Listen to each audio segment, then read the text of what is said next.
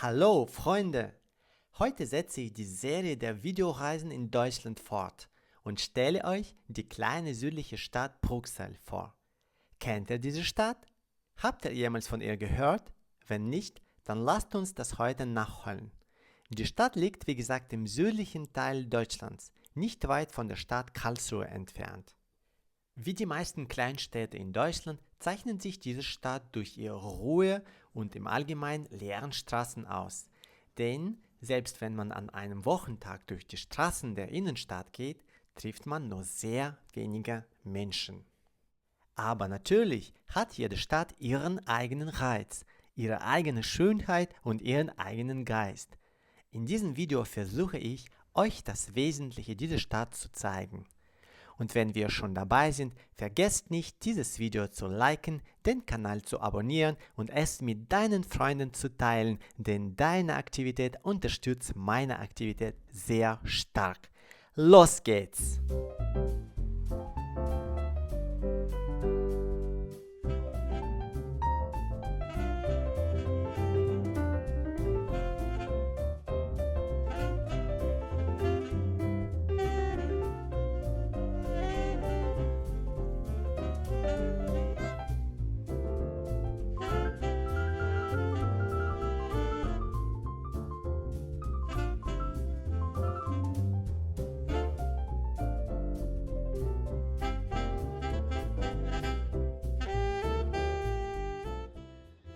Die Fahrt von Frankfurt aus dauerte etwa 2,5 Stunden.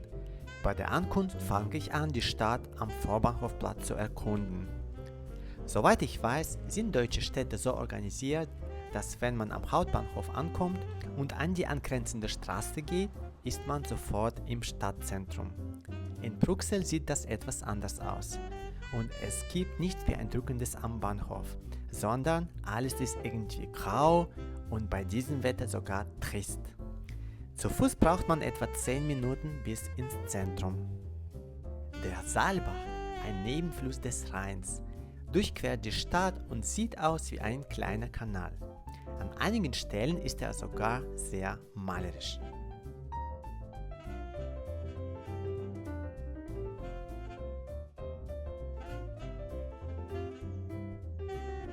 Wenn man sich in Richtung Stadtzentrum bewegt, sieht alles sehr gewöhnlich aus. Leere Straßen, graue Häuser, Müllhaufen für diejenigen, die gerne darin wühlen, also wie immer.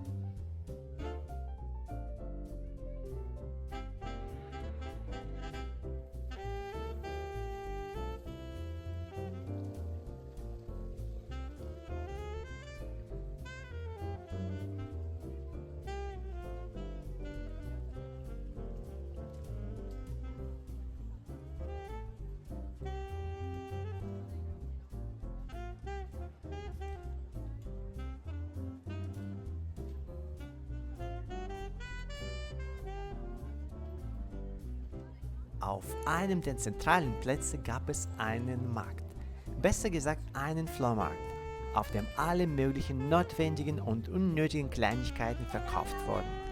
Es war Freitagmittag und vielleicht war dieser Markt der einzige belebte Ort in der Stadt, den ich an diesem Tag sah.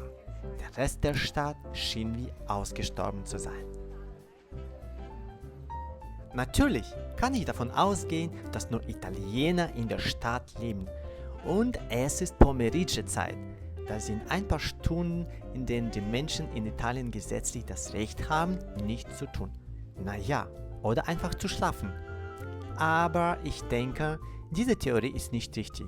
Tja, was denkst du, worum es hier geht? Wo sind alle? Bruxelles ist mit knapp 47.000 Einwohnern die am dichtesten besiedelte Stadt im Landkreis Karlsruhe, gelegen zwischen dem Rhein und dem Kraichgau. Tradition und Moderne lassen sich in Bruxelles auf unterschiedliche Weise erleben. Einerseits blickt Bruxelles auf eine über 1000-jährige Geschichte zurück, andererseits hat sich die Stadt in den letzten Jahren zu einem Zentrum für verschiedene Branchen entwickelt. Sie ist ein wichtiger Innovations- und Wirtschaftsstandort in der Region. Dazu haben auch verschiedene nationale und internationale Kulturveranstaltungen beigetragen. Bruxelles gilt landesweit als kleine Festspielstadt. Mit ihren kurzen Wegen und der hervorragenden Infrastruktur bietet die Stadt dafür ideale Voraussetzungen. Es gibt eine internationale Privatuniversität in der Stadt. Die Universität bietet mehr als 250 Studiengänge an. Internationale Universität Bruxelles GmbH, staatlich anerkannte wissenschaftliche Hochschule. Die Stadt liegt malerisch zwischen Hügeln und ich beschloss, mir die Stadt von oben anzusehen, indem ich auf den Hügel stieg. Auf dem Weg nach oben sah ich die üblichen Straßen der Stadt, etwas Kreativität, ein geselliges schnurrendes Kätzchen,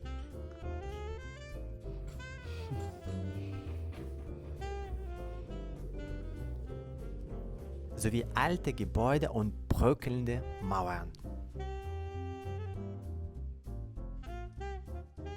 Gymnasium St. Paulusheim liegt auf einem der Hügel, ist eine öffentliche Schule, ein anerkanntes katholisches Gymnasium mit schönem Blick auf die Stadt.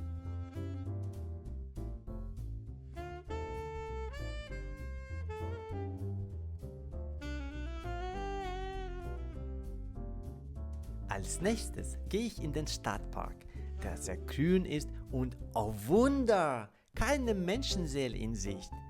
Im Park befindet sich eines der ältesten Gymnasien der Region, das Schönborn-Gymnasium, gegründet im 1745. Ein sehr schöner und stimmungsvoller Ort, um gut zu studieren und zu lernen.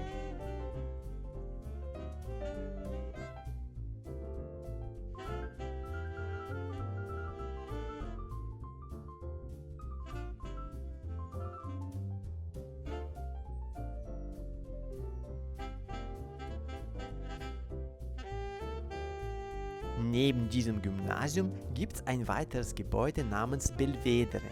Als ich dieses Gebäude sah, hatte ich eine Dissonanz in meinem Kopf, denn Belvedere bedeutet auf Italienisch etwas sehr Schönes. Also nicht so wie dieses Haus, Leute. Hier ist die Geschichte dazu.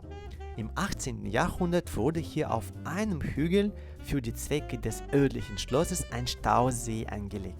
Über dem Stausee wurde ein Lustschloss gebaut und daneben ein Schützenhaus. Belvedere, dieser Komplex wurde so genannt, weil er von 3 Hektar Parklandschaft umgeben ist und sich daneben eine Aussichtsplattform mit dem besten Blick auf die Stadt befindet. Heute wird das ehemalige Lustschloss ebenfalls zum Vergnügen genutzt, allerdings für Theaterzwecke. Hier finden Theateraufführungen und manchmal auch Schulklassen statt. Eine ganz normale Verwandlung, würde ich sagen. Ironie. Neben der Aussichtsplattform ist der beste Blick auf die Stadt.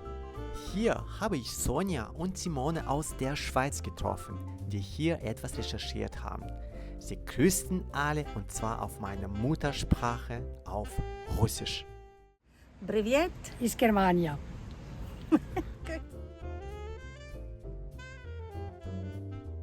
Das Schloss ist nur 10 Minuten Fußweg vom Belvedere entfernt.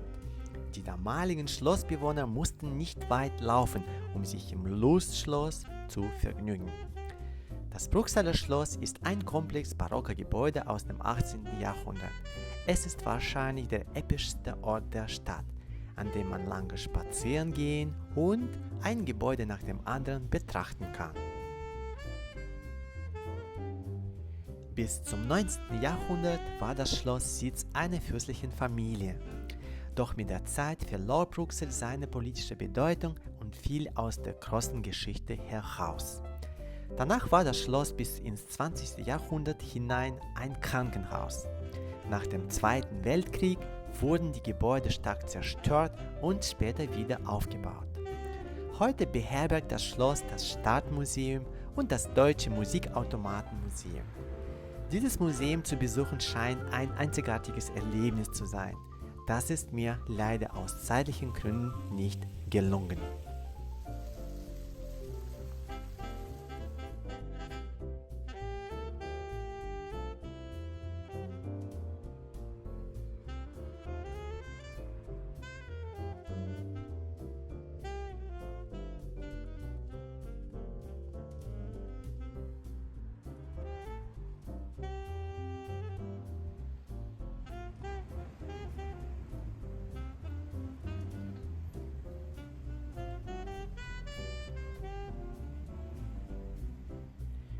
Aber ich bin wegen des Festivals Bundesmusiktreffen 60 Plus in die Stadt gekommen, bei dem ich bei der Durchführung geholfen habe. Ich habe 2 Tage mit ehemaligen Kollegen und tollen Musikern aus ganz Deutschland verbracht. War cool. Das Bundesmusiktreffen 60 Plus ist ein bundesweites Festival, das alle 4 Jahre für Chöre und Orchester mit älteren Teilnehmern aus ganz Deutschland stattfindet. Es wird ein gemeinsames Wochenende mit Konzerten, Workshops und einer großen Abschlussfeier organisiert. Im Jahr 2024 fand die Veranstaltung vom 6. bis 8. September in Bruxelles statt. Das Festival ist sehr populär. 35 Gruppen und insgesamt fast 1000 Musiker haben sich für das Festival angemeldet.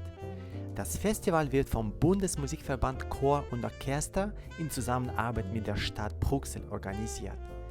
Die Hauptidee dieses Festivals, jedes Mal in einer anderen Stadt zu veranstalten, trägt zur Belebung des kulturellen Lebens in kleinen Städten bei. Aus diesem Grund werden auch immer wieder unbekannte Städte ausgewählt. From bondage flee, let's march.